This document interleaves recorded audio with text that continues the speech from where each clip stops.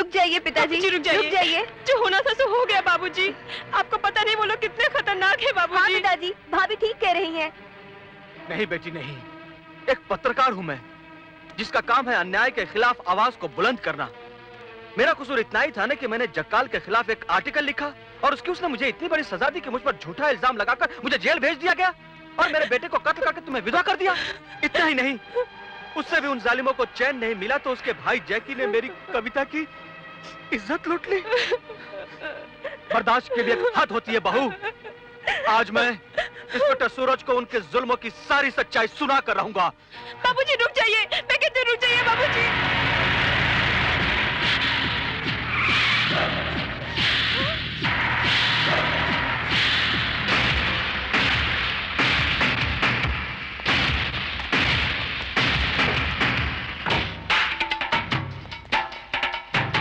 क्यों?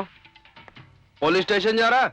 हाँ, मैं आज तुम लोगों को सारे शहर के सामने नंगा कर दूंगा। अच्छा? तुम लोगों के पास हथियार कहां से आते हैं और तुम लोग उन्हें किन किन को सप्लाई करते हो, मैं सब जानता हूं। यही नहीं, मैं पुलिस को यह भी बता दूंगा कि ड्रग्स और हथियारों के बदले में किन किन देशों को लड़कियां भेजी जाती हैं। तेरे पास इसका क्या सबूत है? सबूत है ये डायरी, जो जक्काल और तुम लोगों को फांसी के फंदे तक पहुंचाने के लिए काफी है।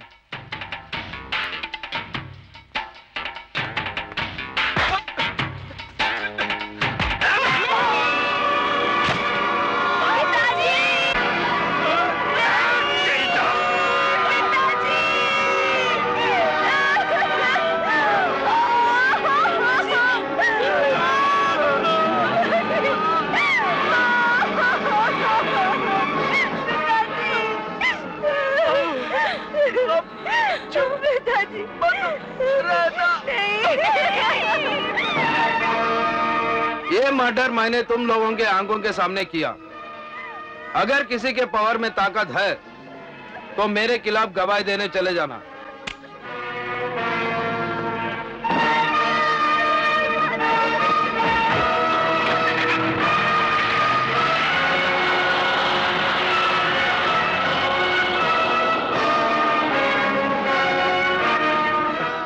अब तो जागो भाभी, अब तो जागो।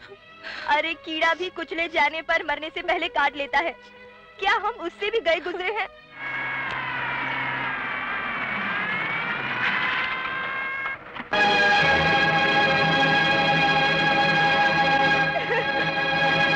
घबराने की जरूरत नहीं है।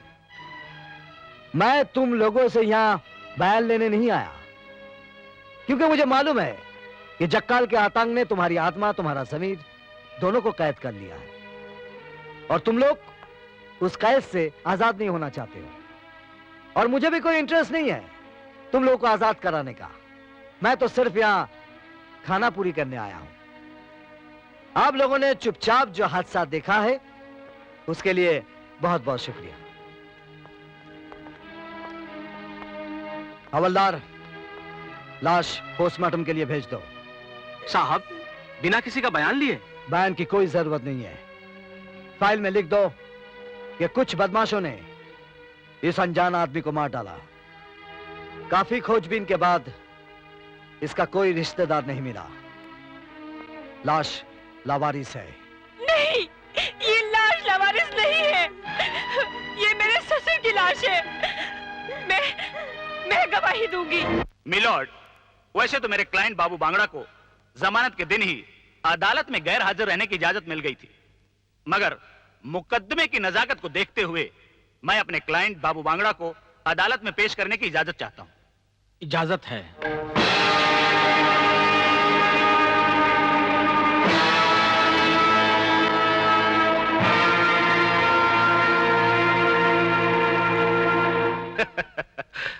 मुकदमे की कार्रवाई को आगे बढ़ाने के लिए सबसे पहले एसीपी घाग को मैं बतौर गवाह पेश करना चाहता हूं।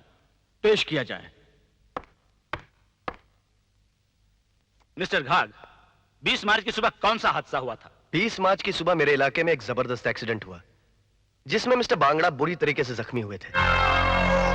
मैंने एफआईआर दर्ज करके उन्हें हॉस्पिटल पहुंचाया, जहां डॉक्टर ने 12 बजे उनका ऑपरेशन किया। ऑपरेशन के बाद उन्हें होश कब आया? तकरीबन 4 बजे। Thank you. Thank you mister Ghag, अब आप जा सकते हैं। मिलॉर्ड, ये रही एफआईआर की जेरॉक्स कॉपी, एक्सरे रिपोर्ट और डॉक्टर की रिपोर्ट। इसमें साफ लिखा है कि एक्सीडेंट में बाबू बांगड़ा का बायां पैर और दाहिना हाथ टूट चुका है। यह कैसे मुमकिन है milord?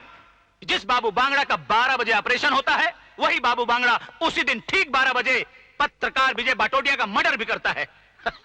This is impossible milord. इसलिए मेरी अदालत से दरखास्त है कि मेरे क्लाइंट पर लगाया गया इल्जाम बेबुनियाद और झूठा है। लिहाजा मेरे क्लाइंट को बाइज्जत बरी किया जाए। नहीं जज साहब, ये झूठ है। बाबू बांगड़ा ने हमारी आंखों के सामने हमारे बाबूजी का खून किया है। नहीं जज साहब, इसे मत छोड़िए, इसे सजा जरूर दीजिए जज साहब, इसे सजा जरूर दीजिए, इसे सजा जरूर दीजिए। मिस्टर सूरज, आपको इस बारे में कुछ कहना है?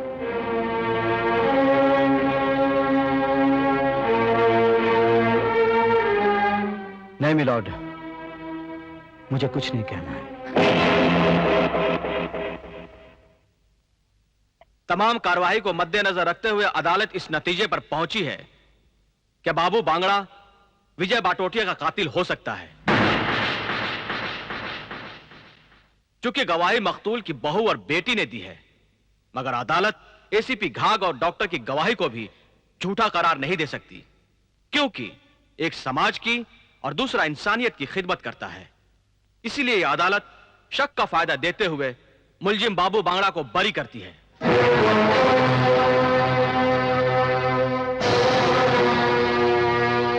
मैं हॉस्पिटल में इसीलिए गवाही नहीं देना चाहती थी। मुझे पता था कुछ नहीं होगा, कुछ नहीं होगा।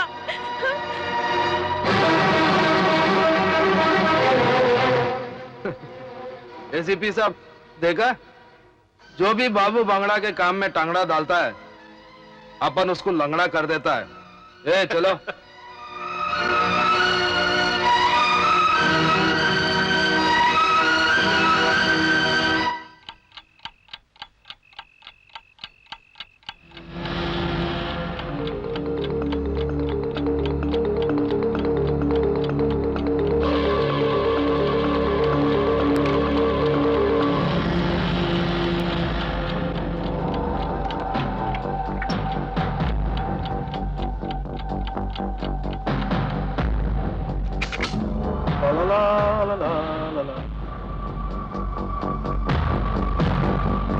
तू और इस वक्त? रात के 9 ही तो बजे हैं। सोचा चलकर तेरा हालचाल पूछ लो। लेकिन तू तो अच्छा खासा वन पीस नजर आ रहा है। अपन बाबू बांगड़ा इस शहर का अकेला पीस है जो कानून को अपने जेब के पॉकेट में रखता है। देखा ना आज कोर्ट में क्या हुआ? मान गया बाबू, तू कानून का सबसे बड़ा पंडित है। लेकिन ये कानून तोड़ने वालों के लिए मैंने एक कानून बनाया है। डॉक्टर की रिपोर्ट के मुताबिक तेरे दाएं हाथ और बाएं पैर की हड्डी टूटी हुई है। मैं डॉक्टर की उस झूठी रिपोर्ट को सच साबित करने आया हूं।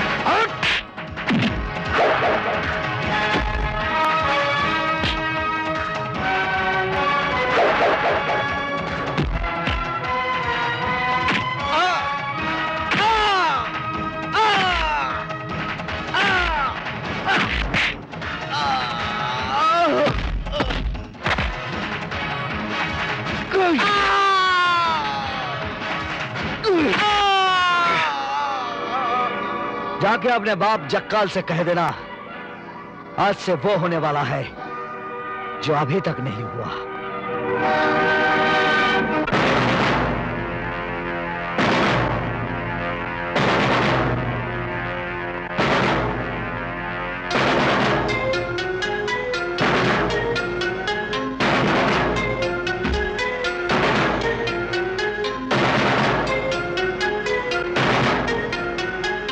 मॉर्निंग भाई साहब। गुड मॉर्निंग जैकी। भाई साहब, दिल्ली से नेताजी का फोन आया था।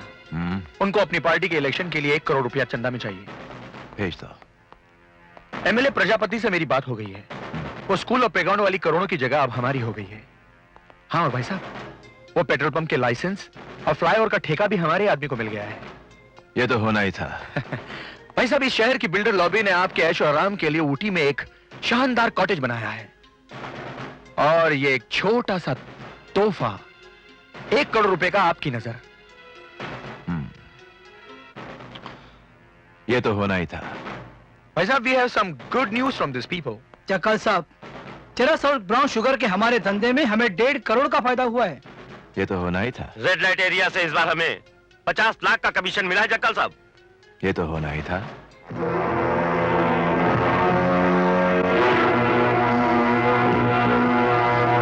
मगर बाबू के साथ जो हुआ है, ये नहीं होना था। जब हवा ऑपोजिट के खिलाफ चलती है तो ऐसी गलती होती है। एसीपी सूरज जरूर लोमड़ी का झूठा पानी पिया होगा। साला बहुत शाना है। मैं जब उसका झींगा फ्राई करूंगा। जक्कल साहब, उसने शहर में आते ही सबसे पहले मुझे तोड़ा और लोगों को बांग्ला टैक्स देने से मना किया। मैं और बाबू उसे खरीदने के लिए नोटों का बंडल लेके गए थे। मगर उसने वो नोटों के बंडल तुम्हारे मुंह पर मार दिए। ये शहर जहां के लोग जब भी अपने दिल की धड़कन सुनते हैं, उन्हें धनपत जक्काल का नाम सुनाई देता है। जहां हमारे खौफ और दहशत की हुकूमत है, वहां के सरकारी नमक में इतनी ताकत कहां से आ गई?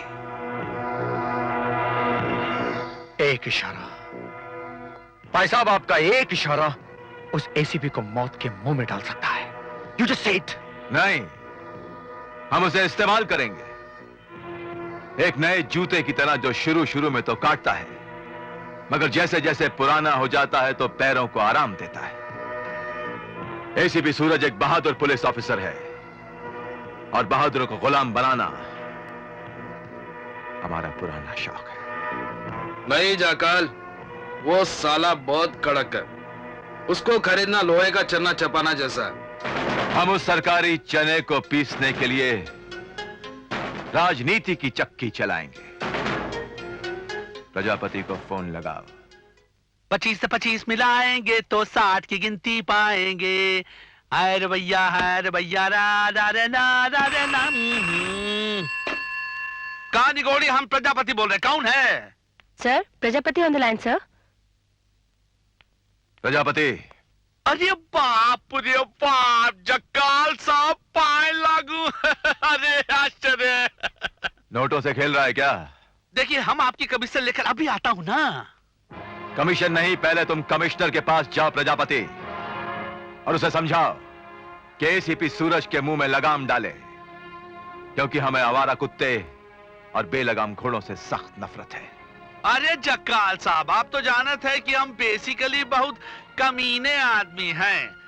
कबूतर के अंडे चुराकर उसके नीचे मुर्गी के अंडे रख देते हैं।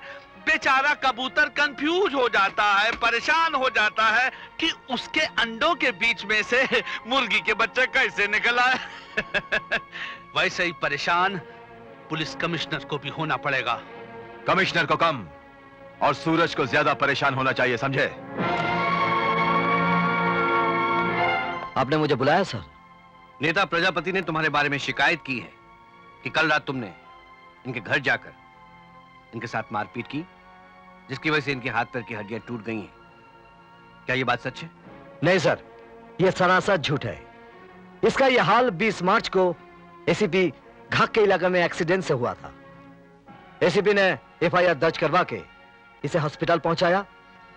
ठीक 12 बजे हॉस्पिटल में इसका ऑपरेशन हुआ और डॉक्टर की रिपोर्ट के मुताबिक इसमें साफ साफ लिखा है कि इसका बायां पैर और दाहिना हाथ एक्सीडेंट की वजह से टूटा है। और कल अदालत में बाबू के वकील ने यही साबित किया था। लेकिन सर, मैं कसम खाकर बोलता हूँ, इसी ने कल रात मेरे से मारपीट की। कल कितने बजे? रात को ठीक 9 बजे। देखा सर, झूठ पकड़ा गया ना। आपको शायद याद होगा कि कल रात 8:30 बजे से लेकर 9:30 बजे तक मैं आप ही के पास था। अब यह कैसे मुमकिन हो सकता है कि एक ही आदमी 9 बजे आपके पास था और ठीक 9 बजे वही आदमी इसकी पिटाई करता है? आप ही बताइए sir. You are right mister Bangda. Prajapati से तो मैं बाद में बात करूंगा। फिलहाल तुम्हें एक वार्निंग जरूर देना चाहता हूं। अगर आइंदा हमारे ऑफिसर पर गलत इल्जाम लगाने की कोशिश की तो अंजाम अच्छा नहीं होगा। तुम्हें सूरज से माफी मांगनी होगी। ठीक है सर, मेरे टाइम का वक्त खराब है, इसीलिए जा रहा हूँ और इसे माफी मांगकर सॉरी बोलता हूँ। मिल गया, हमें रोटी खिलाने वाला मिल गया। कौन? देख उस छलिया को, कितना हैंडसम है यार। हम उसको हीरो बनाने की टोपी पहनाते हैं।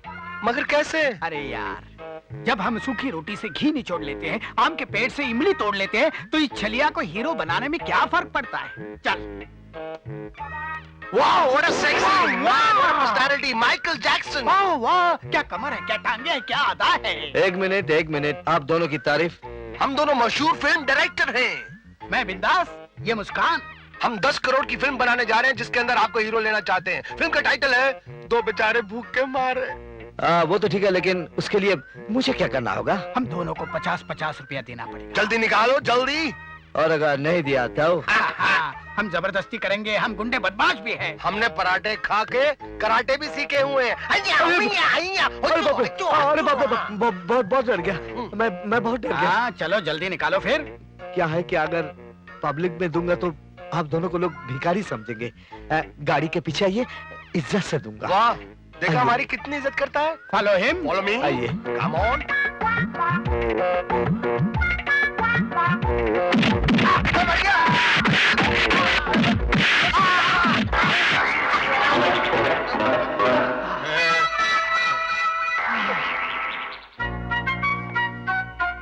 देखिए भाई साहब, आपने इतनी बेरहमी से हमें कितना मारा।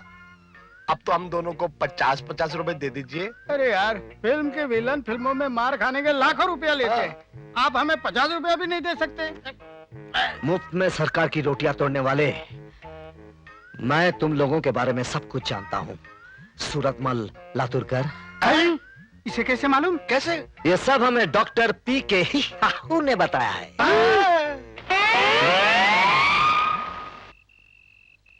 कहाँ चले गए?